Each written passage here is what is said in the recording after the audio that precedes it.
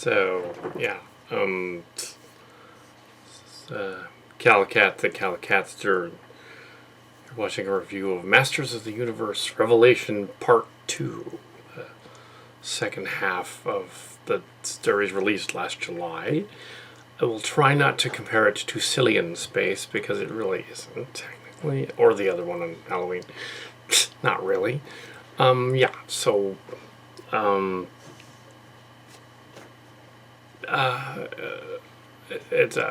it essentially starts off with a battle at the castle where Skeletor has become Skelegod and is trying to usurp the castle's power, and he essentially, spoilers. He beats up on He-Man, and then he gets or Prince Adam, and then he gets the power to make the Evelyn the new sorceress. He kills the other sorceress. Spoiler. Even though she was kind of dead anyway, she's sort of a ghost. So how did he kill her? I don't know how that would work. He sends an army of the undead and a mist after the kingdom, but apparently the king is missing, and the king and the queen are hiding out, and they're at odds. And they go to the castle thing, and then they go to the kingdom, and Skeletor is trying to take over the kingdom too, and we discover that He-Man can summon the power of He-Man, or whatever, without the sword, and it turns him into Savage He-Man from the Wonder Bread thing. Making that canon, because apparently they also had that toy. So, one of my nephews had that toy from the mail order toy that everyone was looking for. It was sort of a Conan ripoff, which is why they only had to put it out. Anyway, so they made He-Man Savage He-Man, even though it should be a separate character. In this one, it's the same way. We have Man-at-Arms gets captured. We have Fisto and the grabber guy doing stuff. There's a funny scene. It's obviously a Kevin Smith line in there, in which he says, "I'm gonna fist them," which was hilarious. Literally laughed out. It's like, why? Okay, no. He should have said, "I'm gonna punch them." That would have made sense. But no, he said, "I'm gonna fist them." So he's gonna go after Skeletor, and he's gonna shove his fist into an orifice of Skeletor. That's what fisting is. Don't look it up. So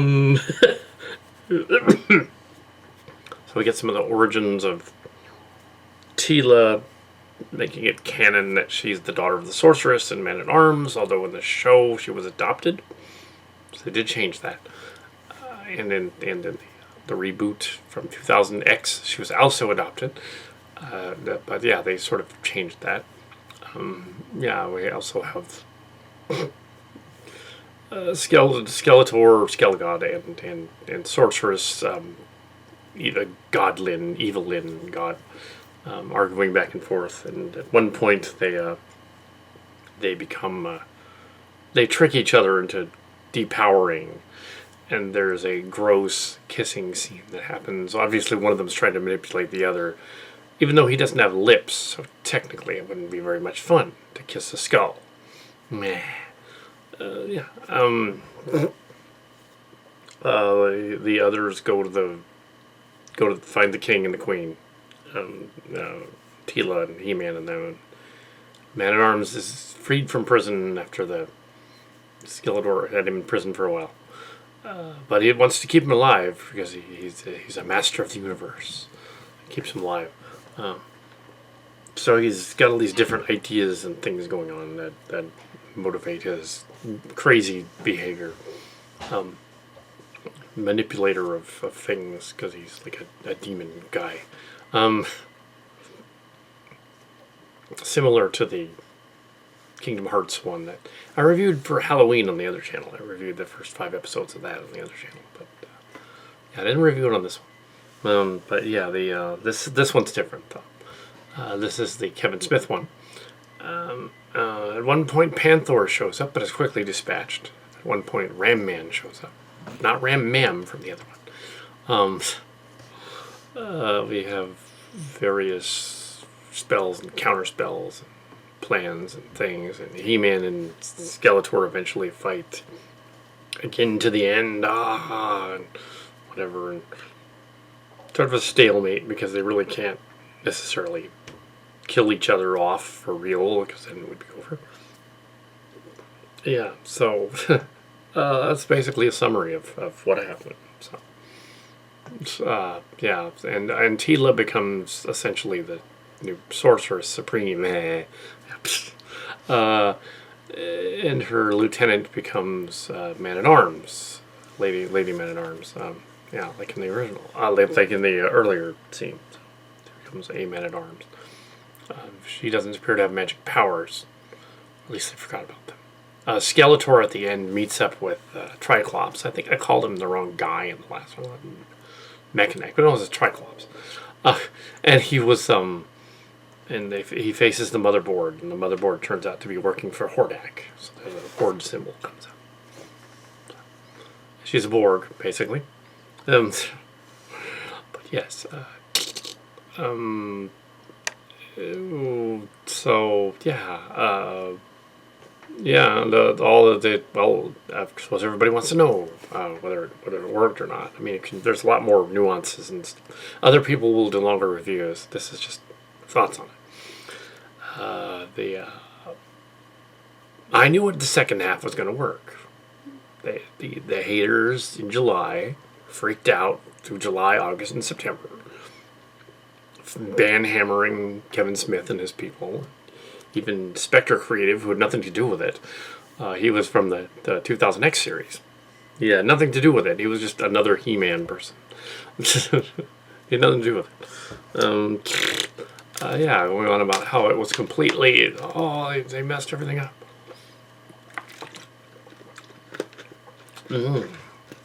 And yeah, Orko is in the trailer, and yes, he's in the movie.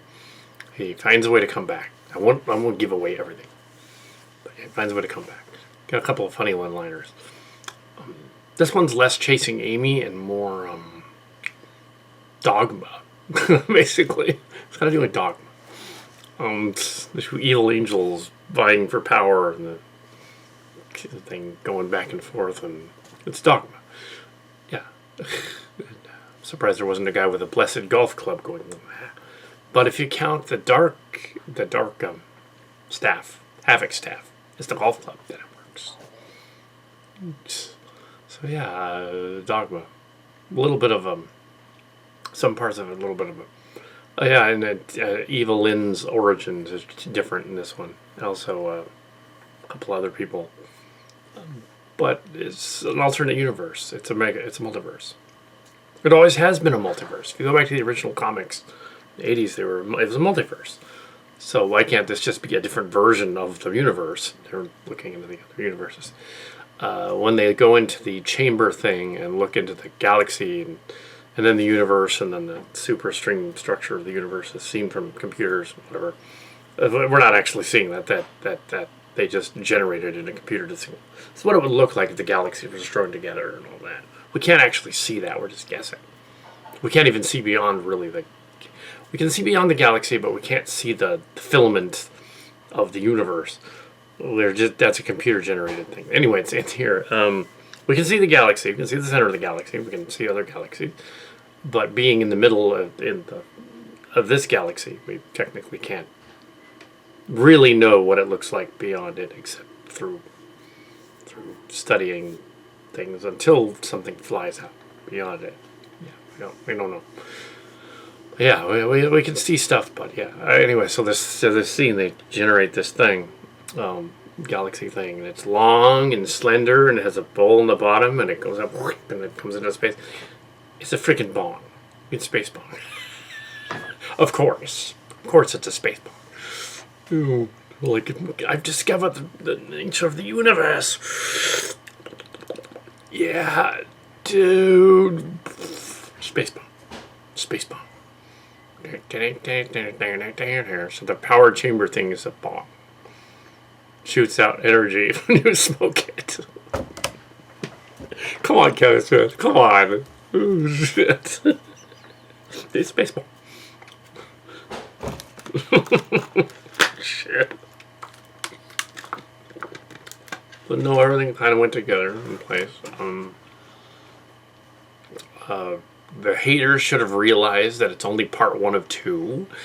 The second half was basically going to retcon the first half, and everything would be all right in the end. So, yeah, they should have figured that because it is only part 1. Netflix screwed up. They should have released a trailer that didn't show stuff that didn't actually happen. That kind of threw it off. Other people were complaining about other movie trailers and such doing that, but that one was the most egregious. But only because, yeah, they got to sell the story to Netflix, right? Then they should have had both halves together. They made them both at the same time. They should have just released all 10 episodes all together, and then in July, and then nobody would be hating it. They'd be just, oh, fine. Yeah, Masters of the Universe. Revelation is the review.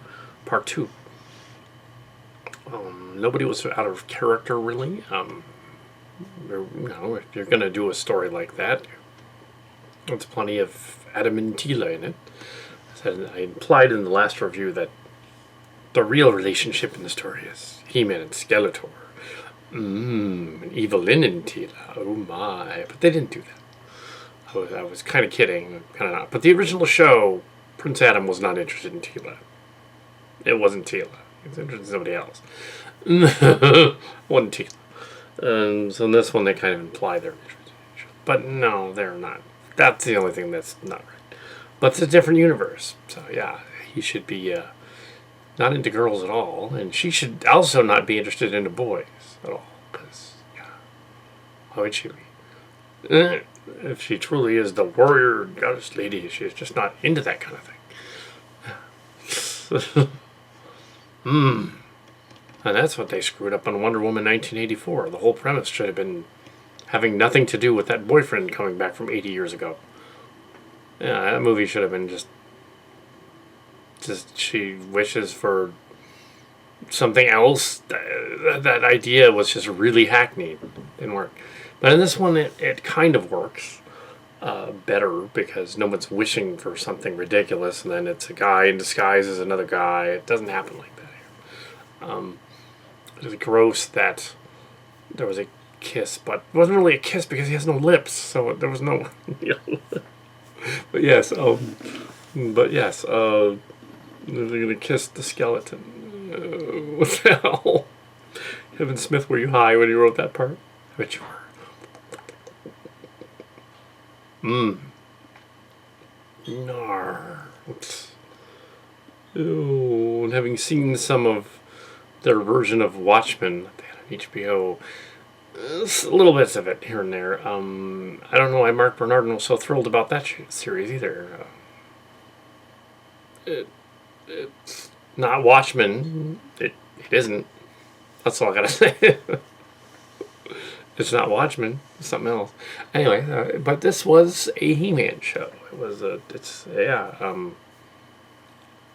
fine. I mean, they should have had the Watchmen thing. They should have had the balls to do a story about Tulsa 100 years later and just done that. What's wrong with that? I guess there was a movie that came out earlier that they're kind of doing a thing about, but they got everything wrong. I mean, especially the bad guys. But that was the Watchmen remake. The kind of similar to those prequel books, which the Mark Millar did not like. I didn't write those. So anyway, the He-Man story. Everybody was freaking out over the He-Man thing.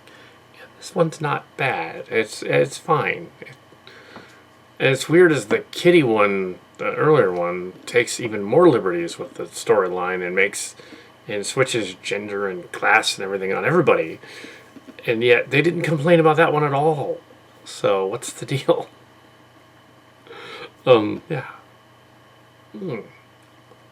Anyway, so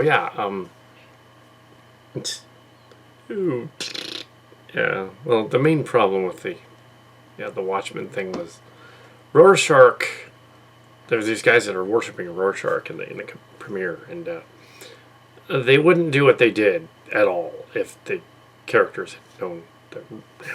Yeah, come on.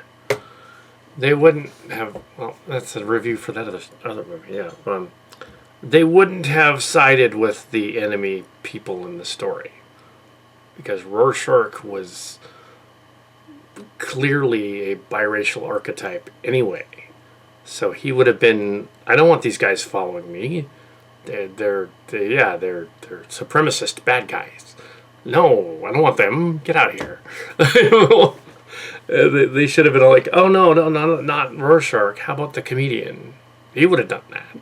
Another character from, he would have done that. How about Dr. Manhattan? Somebody worships Dr. Manhattan. That would make more sense. And why they didn't think of that. Anyway, so I know some Watchmen people. Watchmen characters there.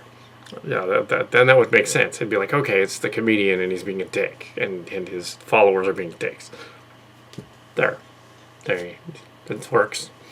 But no, that's not what they did. Wrong character.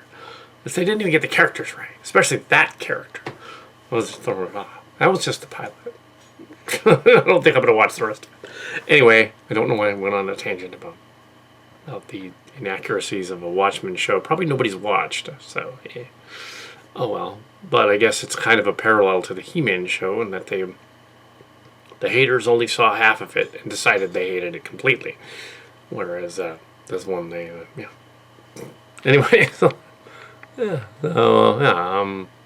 isn't bad, and it's fine. Old school, same age as Kevin Smith. Well, roughly the same. I think I'm a little younger. Yeah, but only a little. Yeah. Let's see. April. Maybe I'm younger. by several months. But yeah, not famous though. So anyway, so that was the Masters of the Universe review part 2. And I talked about another show in comparing how people misinterpreted and misread it. Whereas the other show doesn't get better. The He-Man show does. So there you go. Yeah.